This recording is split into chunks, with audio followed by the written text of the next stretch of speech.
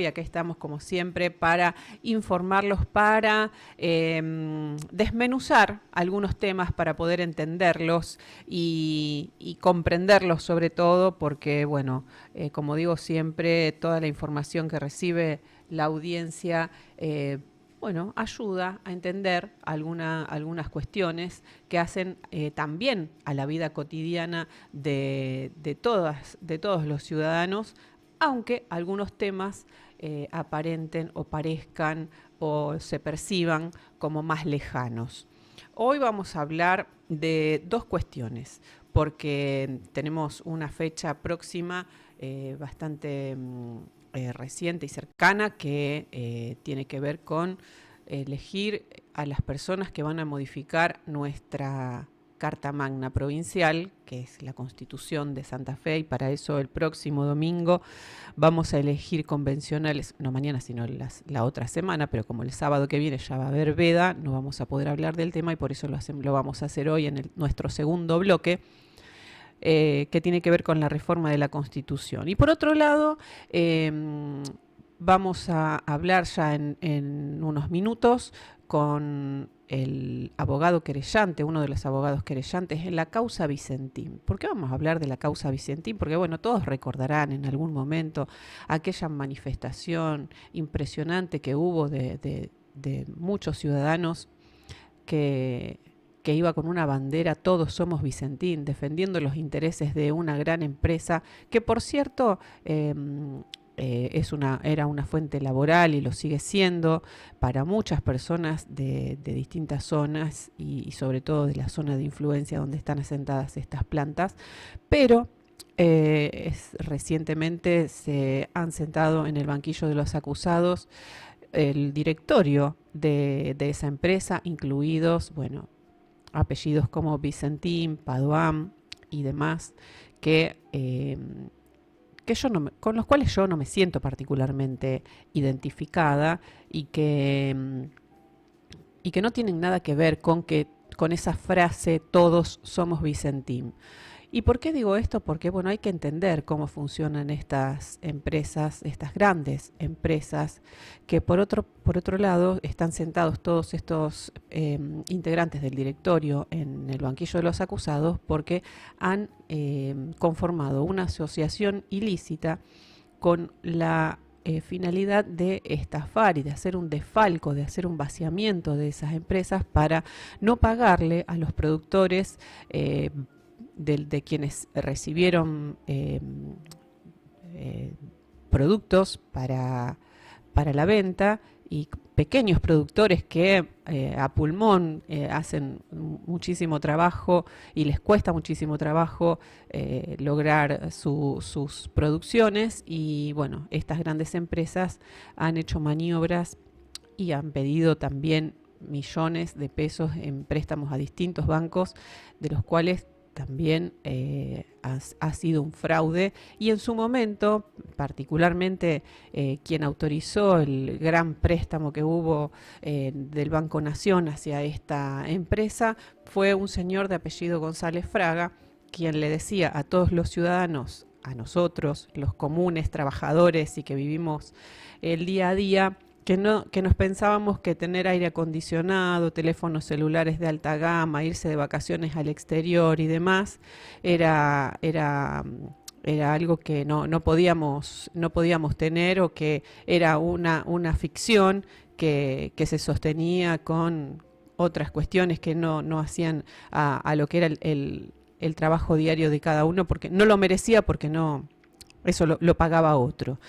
Cuando estas grandes empresas se llenan de dinero a costa del trabajo de todos nosotros, ¿no? Y de quienes pagamos impuestos y quienes trabajan día a día, viviendo al día, contando las monedas. Y bueno, maniobras como esta generan un daño económico impresionante a un montón de personas, para que un pequeño grupo reducido se llene los bolsillos, para decirlo lisa y llanamente, de fortunas a costa del sacrificio de otros. Lo tenemos ya al doctor tenemos ya la conexión con bueno, vamos a charlar con el doctor Gustavo Feldman, quien es uno de los abogados querellantes en esta causa, y nos va bueno, el doctor Feldman también publicó un libro que todavía no pude leer, pero ya lo voy a hacer, que lo titula Nunca fuimos Vicentín. Y yo me siento más identificada con esa frase que con la otra que decía todos somos Vicentín. Así que bueno, le damos la bienvenida, doctor Feldman. Muchas gracias por esta comunicación. Buen día, Alejandra. Un gusto hablar contigo, como siempre. El Bueno. placer es mío de participar en tu programa. Bueno, bueno, ¿cómo empezamos a contarle a la gente para que entienda y para que, yo más que nada, para que tomen conciencia, ¿no? Que no solo en este caso, que esta frase todos somos Vicentín, no nos subamos como ciudadanos comunes que vivimos de un salario a estas frases grandilocuentes a veces y vacías para nosotros, porque bueno, yo no me siento para nada identificada con ese todos somos Vicentín, porque primero, la única tierra que tengo son las macetas en el balcón de mi casa.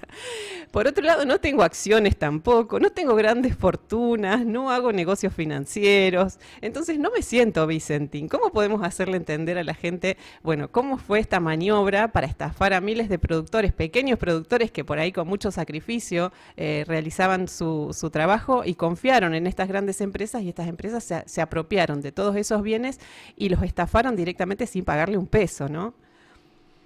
Bueno, es una historia más o menos larga. Yo creo que empieza alrededor del 2016, 2017, que empezó a salir a la luz a fin del 2019, con esa fórmula metafísica que acuñaron los que hoy están presos del estrés financiero.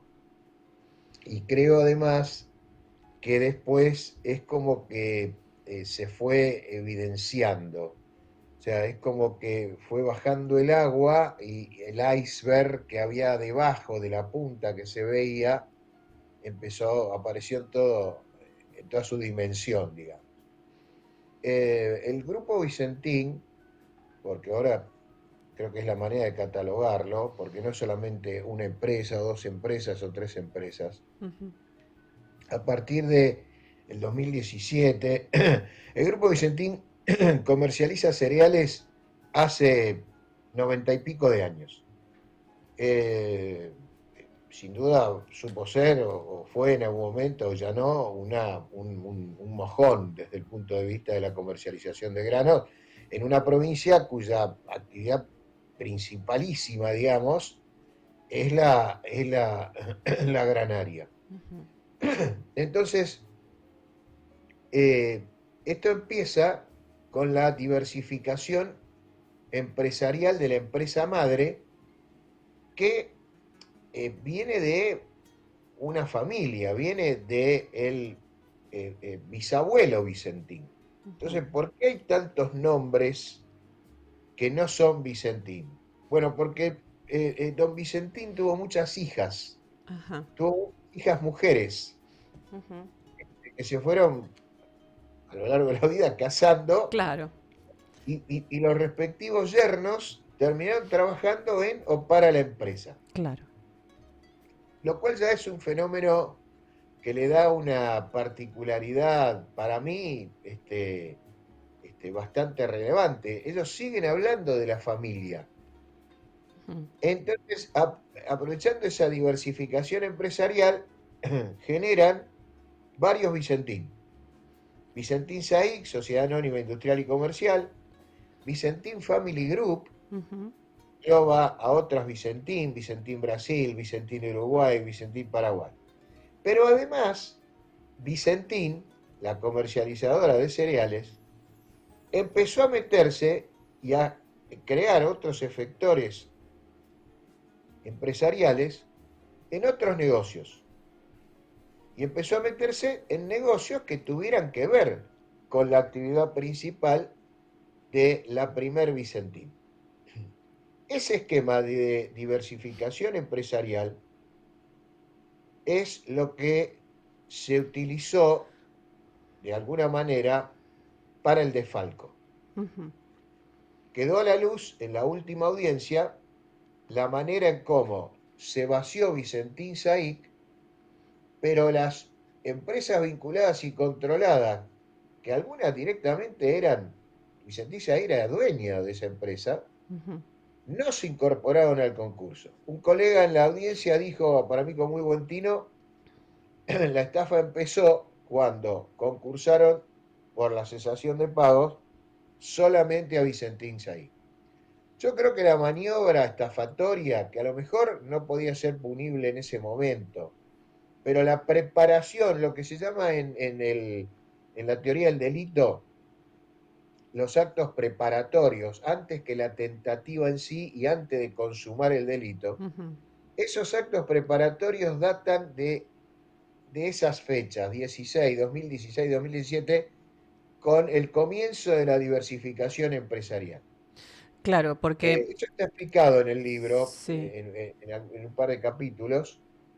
Y después lo otro que tuvo que ver, y que por lo menos es mi idea y es mi presunción, y de alguna manera un poco la de la fiscalía, es que la internacionalización del grupo empresario también coadyuvó y favoreció para la fuga de divisas, Ajá, que es una punta que se está investigando formalmente hablando, ¿eh? claro. Bien, Sí, acá vas a preguntar algo, Alejandra, sí. lo que se pudo probar es que, bueno, no hubo un problema económico por el cual la empresa deja de pagar, sino que fue un plan armado para no pagar y quedarse con todo ese dinero de los pequeños productores. Esto es el delito que Eh, se pudo probar.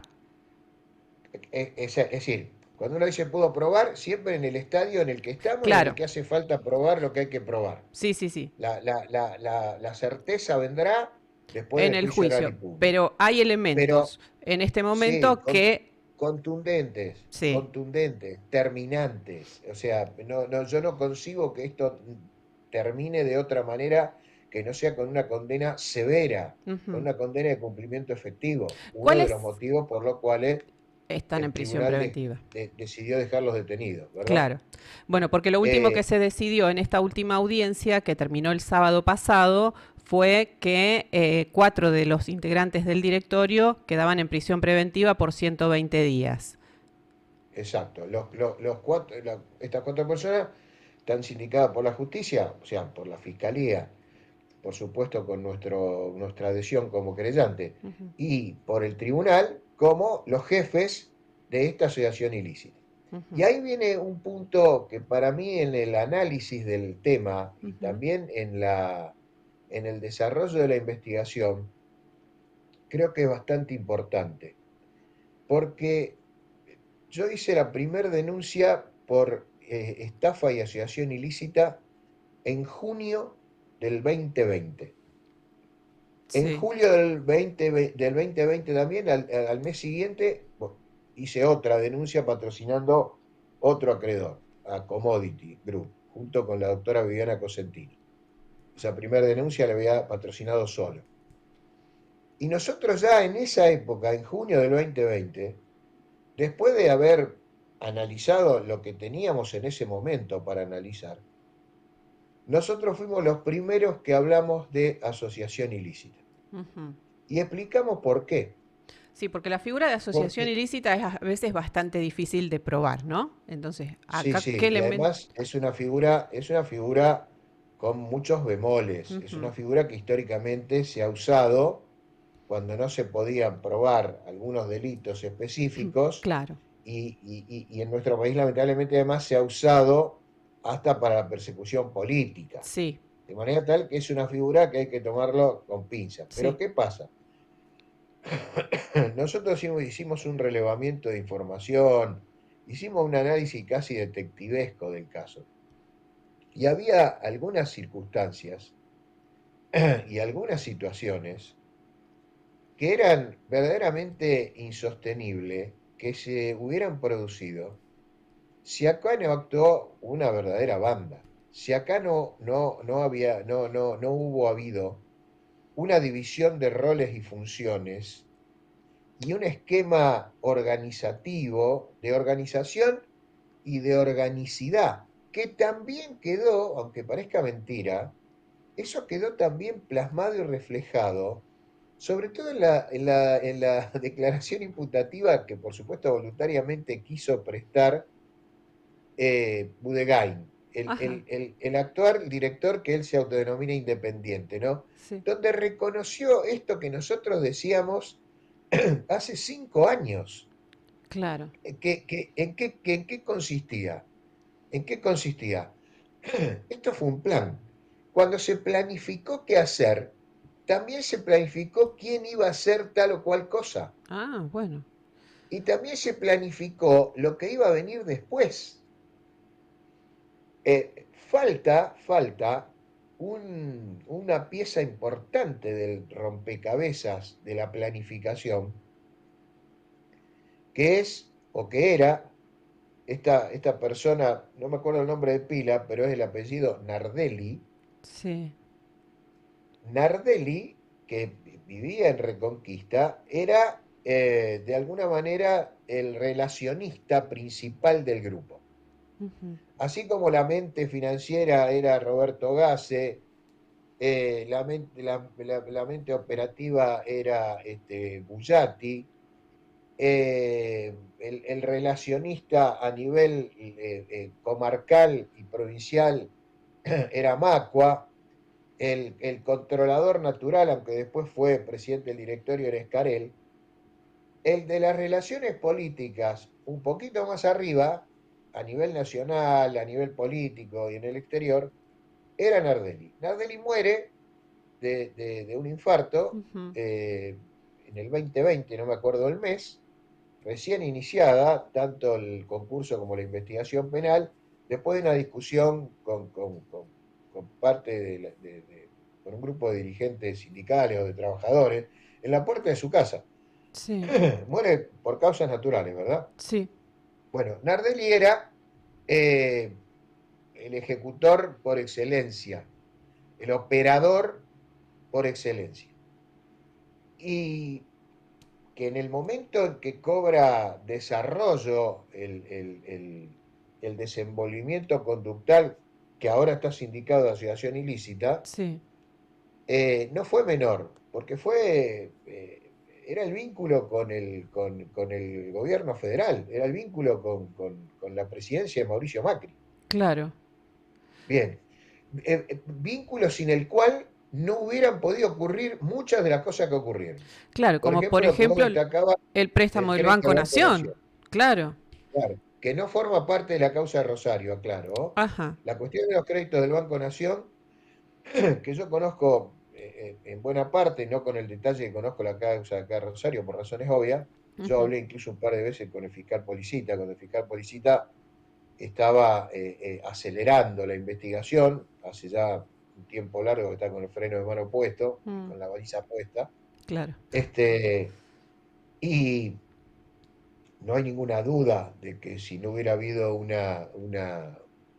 entendimiento político con el gobierno de entonces, ujú, no se hubiera llegado, por lo menos no se hubiera llegado al monto por el cual este, estafaron al Banco Nación, 395 millones de dólares. claro. O sea, es una fortuna. Cuando le dan el último crédito, yéndose Macri, creo que fue noviembre del 2019, Mm, 93,5 millones de dólares.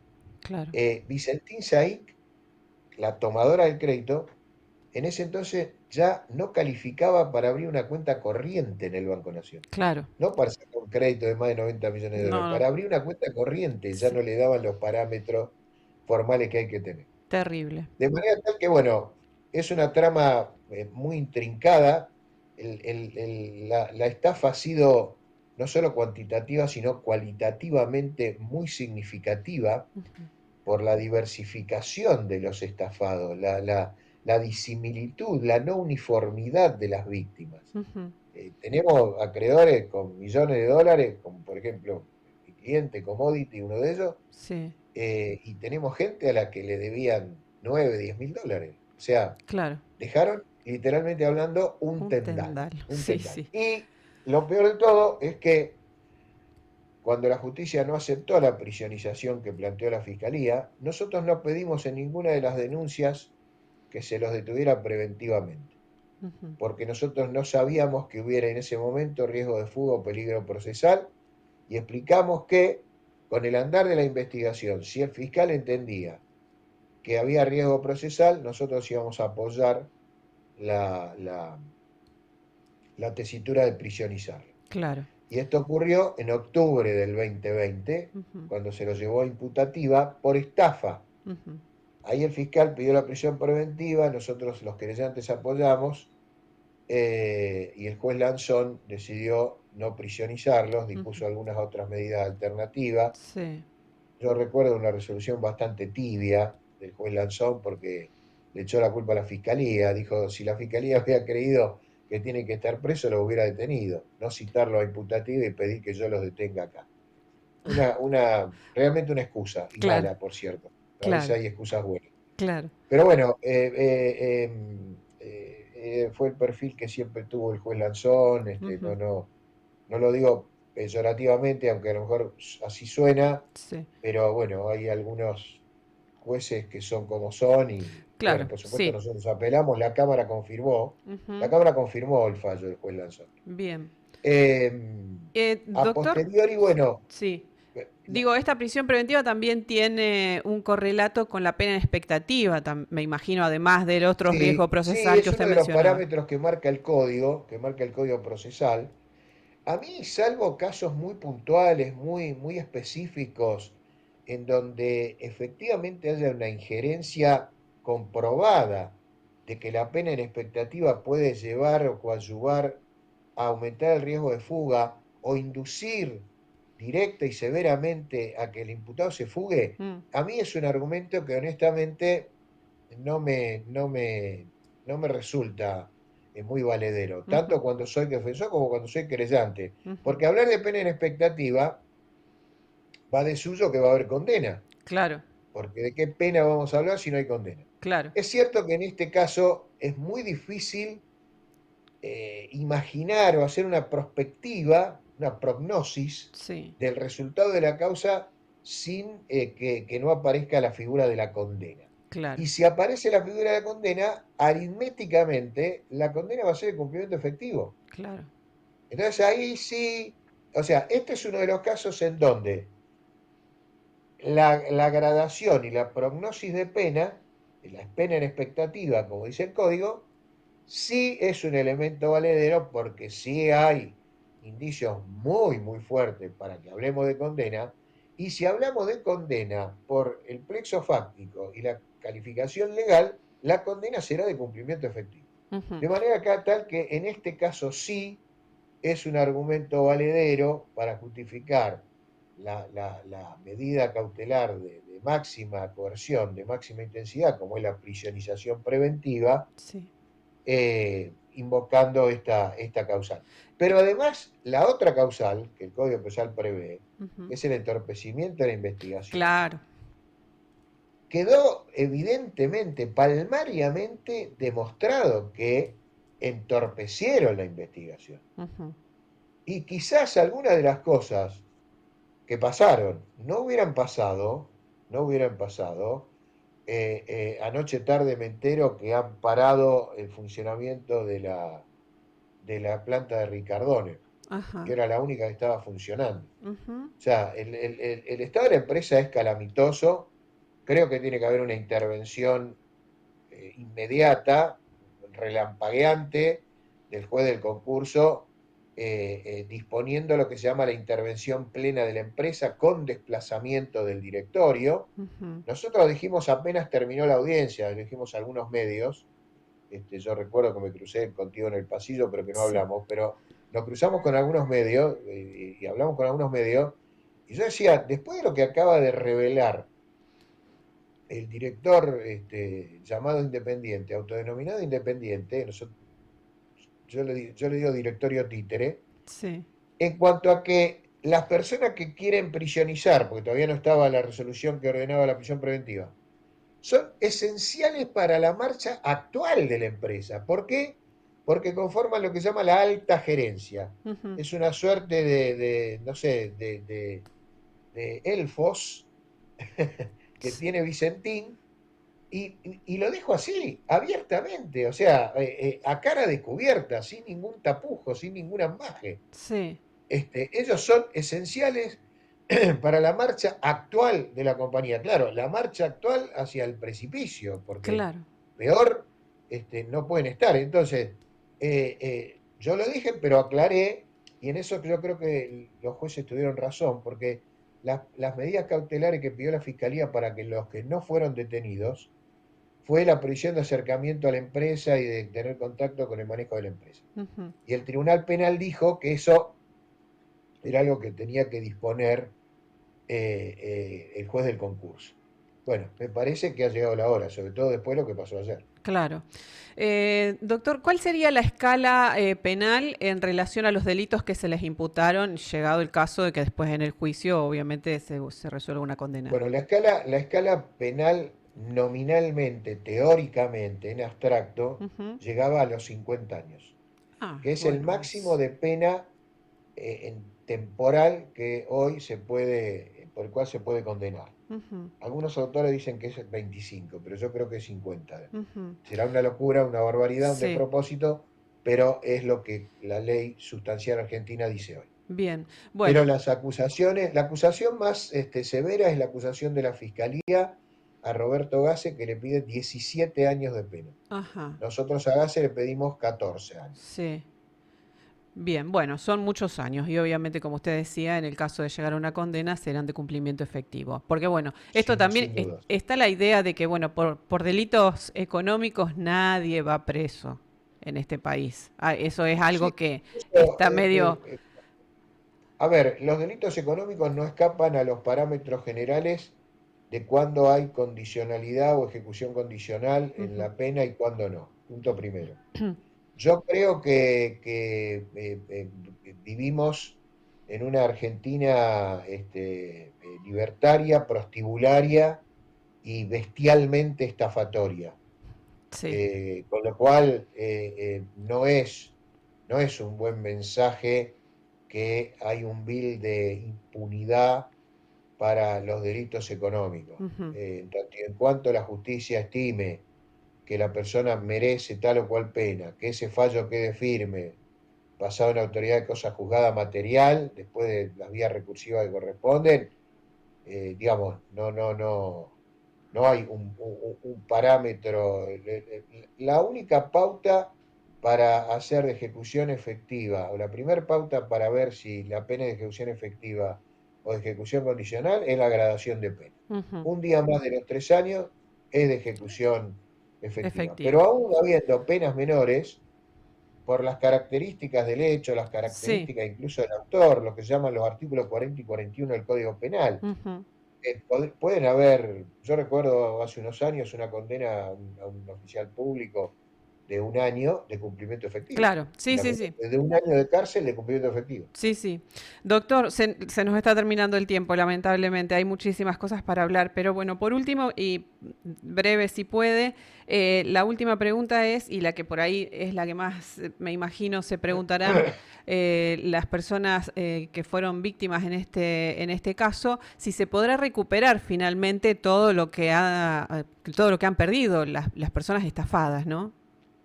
Bueno, eso tiene dos respuestas, digamos. Si lo miramos desde el punto de vista de la investigación penal sigue en marcha, la localización, la búsqueda de los fondos que en su momento fueron producto de la exacción está en marcha, Ujú, y desde el punto de vista concursal, hasta donde yo conozco el tema, eh, si no hay quiebra, si se puede esquivar la quiebra, que yo creo que se puede, va a haber un salvataje de la ujú. empresa. Y el grupo más importante que está detrás del salvataje, o los grupos más importantes que están del salvataje, son de origen nacional y siempre tuvieron tres aristas fundamentales. La preservación del efector económico en una actividad vital, en una actividad estratégica, la preservación de las fuentes de trabajo y honrar la deuda. De manera tal que sí, que yo veo, yo tengo una razonable esperanza, un razonable optimismo. Ahora, si me preguntan cuándo, cómo, de Bueno. cuánto va a ser, cómo va a ser, no. Claro, no, no, Impedido seguro. absolutamente contestar eso. Claro, claro, por supuesto. Pero bueno, hay una posibilidad de que sí y eso ya es algo alentador, digamos, para quienes fueron. Sí, sí, por eh, supuesto. Lo único que no se puede hacer, por lo menos desde mi perspectiva, es no hacer nada. claro, por supuesto. Bueno, doctor Feldman, muchísimas gracias. Vamos a seguir con este tema porque, bueno, recién comienza, digamos. No recién comienza, pero bueno, queda un largo camino por recorrer todavía. Así Todavía hay que, un trecho, sí, todavía hay un trecho. bueno, muchísimas gracias y hasta otro momento. Un gusto, Alejandra. Hasta luego. Bueno, pasaba el doctor Gustavo Feldman con el tema Vicentín, ¿eh? Y para que, bueno, quede más o menos claro cuáles son las maniobras que generalmente hacen estas empresas para estafar a pequeños productores y quedarse con una suma millonaria de dinero que bueno, nosotros no podríamos ni siquiera imaginar y para que, bueno, no volvamos a salir todos diciendo todos somos Vicentín porque realmente no es así.